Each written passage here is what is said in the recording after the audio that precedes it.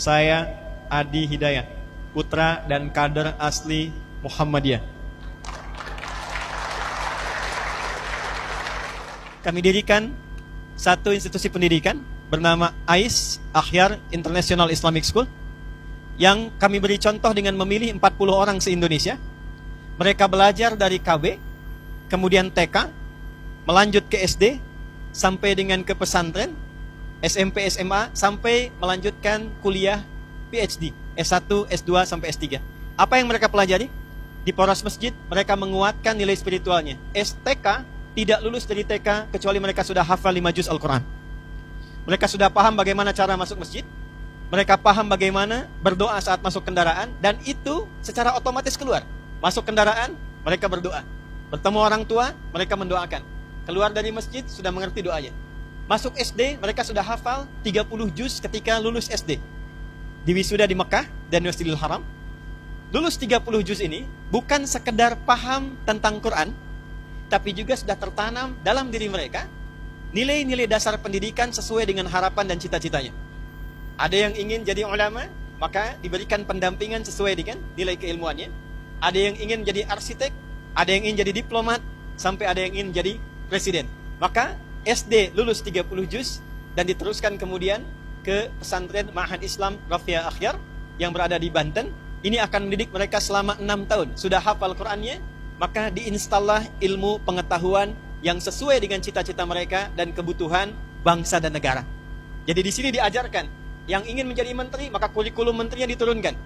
Maka kita berharap ada menteri perdagangan yang hafal Quran, ada menteri agama yang memang sudah paham tentang Quran, ya. Dan kami turunkan sampai pasal-pasalnya. Ada yang ingin jadi menteri pendidikan, maka diturunkan bagaimana pasalnya, bagaimana kurikulumnya, bagaimana ayat-ayatnya. Termasuk yang ingin jadi dokter, maka dikirimkan di sini, diberikan kurikulum Qurannya, hadisnya, dan ada kelas 400 dokter profesional membimbing mereka selama mereka belajar di pesantren ini. Kemudian mereka diteruskan ke tingkat S1, S2, dan S3 secara bersanad, bekerja sama dengan 20 negara, dan hasil akhirnya adalah pertama, kapanpun Muhammadiyah siap menerima mereka, mereka siap berkhidmat ditempatkan di berbagai majlis, lembaga, biro dengan kemampuan yang bersanad. 30 juz Quran, paham di bidangnya, ilmunya sudah melekat, dan diabdikan untuk kepentingan bangsa dan negara. Indonesia memanggil, mereka sudah siap dengan ilmunya dan dasar ketaatan spiritualnya.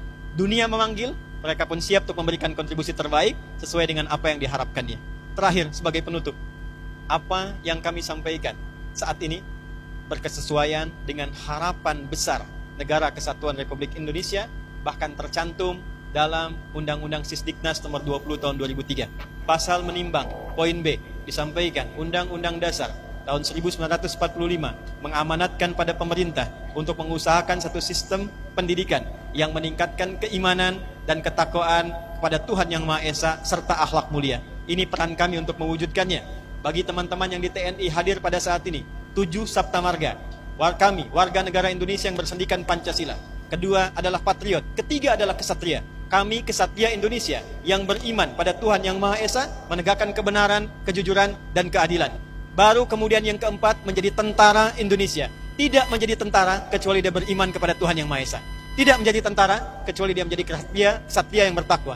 Maka konsep pendidikan berbasis pada Al-Quran dan Sunnah bisa diimplementasikan di militer, bisa diimplementasikan di dunia pendidikan, bisa diimplementasikan di dunia bisnis, kapanpun negara membutuhkan.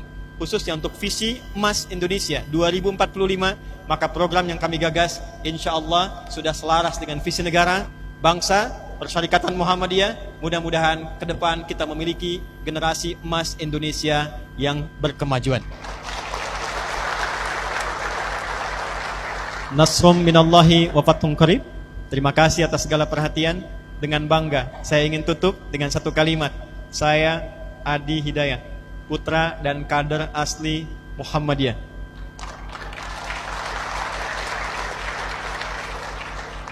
Karena ini live, saya juga ingin mengetahui seluruh lapisan bangsa Indonesia bahwa Muhammadiyah tidak pernah melahirkan putra-putrinya kecuali memiliki kontribusi nyata bagi bangsa, negara, dan agama.